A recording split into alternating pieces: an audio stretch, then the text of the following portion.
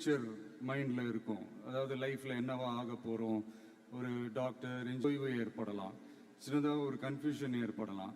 அவங்க எல்லாருக்குமே நான் சொல்லிக்கிறது என்னென்னா, எல்லா துறையுமே நல்ல துறை தாங்க.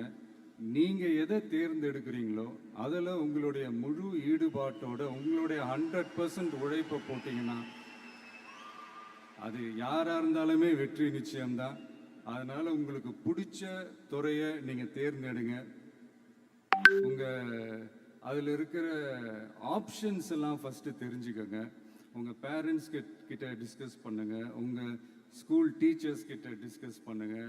இந்த கெரியர் கைடன்ஸ் கொடுக்கறதுக்கெல்லாம் நிறைய பேர் இருக்காங்க, இந்த கெரியர் கவுன்சிலிங் கொடுக்கறதுக்கெல்லாம் நிறைய பேர் இருக்காங்க.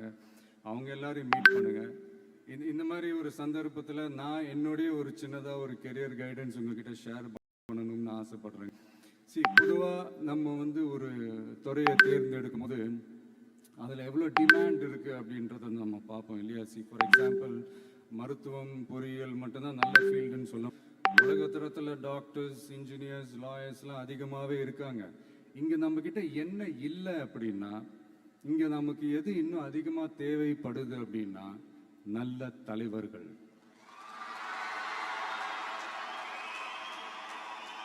நான் தலைவர்கள்னு சொன்னது வெறும் அரசியல் ரீதியாக மட்டும் சொல்லலை. இப்போ நீங்கள் ஒரு துறைக்கு போகிறீங்க, அதில் நீங்கள் சிறந்து விளங்குனீங்கன்னா அந்த ஒரு தலைமை இடத்துக்கு உங்களால் ஈஸியாக வர முடியும். அதைத்தான் நான் சொன்னேன், இன்னும் நமக்கு நிறைய தலைவர்கள் தேவைப்படுறாங்க அப்படின்ட்டு. அது மட்டும் இல்லை, ஃப்யூச்சரில் அரசியலும் ஏன் ஒரு கெரியர் ஆப்ஷனாக வரக்கூடாது, அப்படி வரணுன்றது என்னுடைய விருப்பம். நல்லா படித்தவங்க அரசியலுக்கு வரணுமா வேண்டாமா? உங்களை தான் கேட்குறேன். நல்லா படித்தவங்க அரசியலுக்கு வரணுமா வேண்டாமா? நல்லா படித்தவங்க தலைவர்களாக வரணுமா வேண்டாமா? ஓகே, ஆர்வம் எனக்கு புரியுது. பட் இப்போதைக்கு படிங்க, மீதி எல்லாம் அப்புறம் பார்த்துக்கலாம். அதே மாதிரி நீங்கள் படிக்கும்போதே மறைமுகமாகவே நீங்கள் அரசியலில் ஈடுபட முடியாது. எப்படின்னா, ரொம்ப சிம்பிள். நீங்கள் ஒன்றும் இல்லை, நீங்கள் டெய்லி இந்த நியூஸ் பேப்பர்லாம் படிங்களேன். படிக்க படிக்க உங்களுக்கே தெரியும், ஒரே செய்தியை ஒரு நியூஸ் பேப்பர் ஒரு மாதிரி எழுதுவாங்க, அதே செய்தியை இன்னொரு நியூஸ் பேப்பர் இன்னொரு மாதிரி எழுதுவாங்க.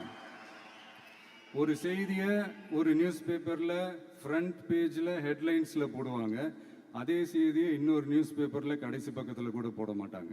நீங்கள் நியூஸ் வேறு, ஒப்பீனியன் வேறு, செய்தி வேறு, கருத்து வேறுங்கிறது உங்கள் எல்லாருக்குமே தெரிய வரும்.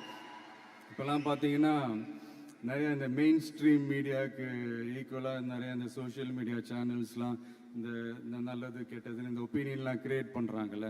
அதெல்லாம் நீங்கள் பார்த்தீங்கன்னா ரொம்ப ஈஸியாக ஒரு நல்லதை கெட்டதாகவும் கெட்டதும் நல்லதாகவும் நல்லவங்களை கெட்டவங்க மாதிரியும் கெட்டவங்களை நல்லவங்க மாதிரி இந்த மாதிரி புரணி பேசி ப்ரொஜெக்ட் பண்ணுறதெல்லாம் இந்த மீடியா, சோஷியல் மீடியாலலாம் நம்ம பார்க்குறோம் இல்லையா? நீங்கள் எல்லாமே பாருங்கள், நீங்கள் எல்லாமே படிங்க, பட் எது உண்மை பொய்ன்னு மட்டும் அனலைஸ் பண்ண மட்டும் கற்றுக்கங்க. அப்போ தான் இந்த உண்மையிலே நம்ம நாட்டில் என்ன பிரச்சனை, நாட்டோட மக்களுக்கு என்ன பிரச்சனை, இந்த சமூக தீமைகள் பற்றிலாம் உங்களுக்கு தெரிய வரும். அது தெரிஞ்சுக்கிட்டாலே இந்த ஒரு சில அரசியல் கட்சிகள் செய்கிற இந்த பொய்யான பிரச்சாரங்களை எல்லாம் நம்பாமல்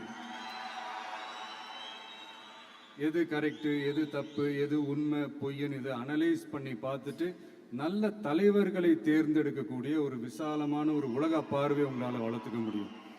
அது வந்துட்டாலே அதை விட ஒரு சிறந்த அரசியல் வேறு எதுவுமே இருக்க முடியாதுங்க.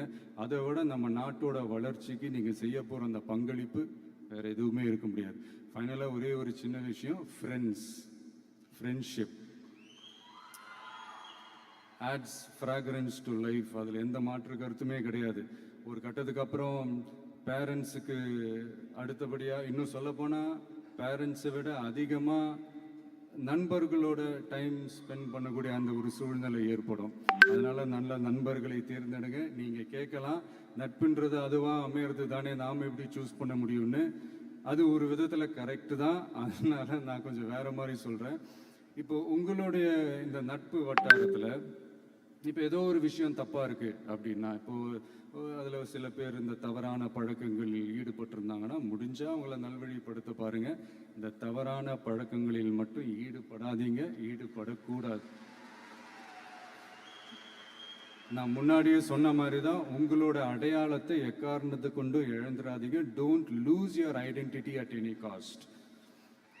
இது நான் ஏன் இவ்வளோ வலியுறுத்தி சொல்கிறேன்னா, இப்போ ரீசெண்ட் டைமில் நீங்கள் பார்த்தீங்கன்னா நம்ம தமிழ்நாட்டில் இந்த போதை பொருட்களுடைய இந்த பயன்பாடு அதெல்லாம் வந்து முக்கியமாக யங்ஸ்டர்ஸ் மத்தியில் ரொம்பவே அதிகமாயிருச்சு. ஒரு பெற்றோர்ன்ற முறையில், ஒரு அரசியல் இயக்கத்துக்கு தலைவர்ன்ற முறையில் எனக்குமே ரொம்ப அச்சமாக தான் இருக்குது. சொல்லலாம் இப்போ வந்து இந்த போதை பொருட்கள்லாம் இதெல்லாம் கண்ட்ரோல் பண்ணுறது அரசோட கடமை. இதெல்லாம் வந்து யங்ஸ்டர்ஸை இதிலேருந்து காப்பாற்றுறதெல்லாம் அரசுங்களோட கடமை.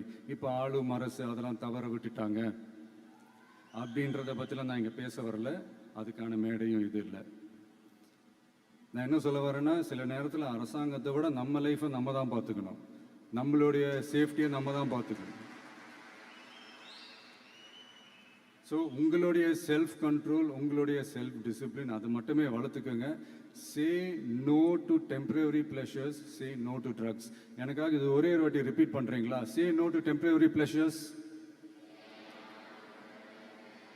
சே நோ டு ட்ரக்ஸ். No, ஒரே ஒரு வாட்டி please. Say no to temporary pleasures, say no to drugs. Thank you. இந்த உறுதிமொழியை நீங்கள் எல்லாரும் எடுக்கணும்ட்டு நான் ரொம்ப தாழ்மையுடன் கேட்டுக்கிறேன். மற்றபடி வேற ஒன்றும் இல்லை. இந்த இந்த தேர்வில் தேர்ச்சி பெற முடியாதவங்க, நினச்ச மாதிரி மார்க்ஸ் எடுக்க முடியாதவங்க ஒன்றும் லைஃப்பில் எதுவும் டிசப்பாயிண்ட் ஆகாதீங்க. வெற்றி தோல்வி ரெண்டுமே ஈக்குவலாக பேலன்ஸ் பண்ணி போக கற்றுக்கிட்டாலே போதும். தோல்வி நம்மக்கிட்ட வர்றதுக்கே பயப்படும். Success is never ending, failure is never final. So இது மட்டும் புரிஞ்சுக்கோங்க. நான் 3ஆம் தேதி மீட் பண்ண போகிற அந்த செட் ஆஃப் ஸ்டூடெண்ட்ஸ் அண்ட் பேரண்ட்ஸுக்கும் சேர்த்து தான் இன்னைக்கு வந்து நான் பேசுகிறேன். ஏன்னா மறுபடியும் இந்த மாதிரி அட்வைஸ் பண்ணி அவங்கள நான் போர் அடிக்க விரும்பலை. ஏன்னா ஜென்ரலாகவே தெரியும் அட்வைஸ் பண்ணவங்க எல்லாருக்கும் பிடிக்காதுன்னு. ஏன்னா நானும் அப்படி தான். அதனால் ஸோ அன்றைக்கி வந்து டைரெக்டாக நம்ம வந்து ஸ்டூடெண்ட்ஸை கௌரவிக்கிற அந்த நிகழ்ச்சிக்கு நம்ம போயிடலாம். So thank you. மீண்டும் சந்திக்கும் வரை நன்றி, வணக்கம்.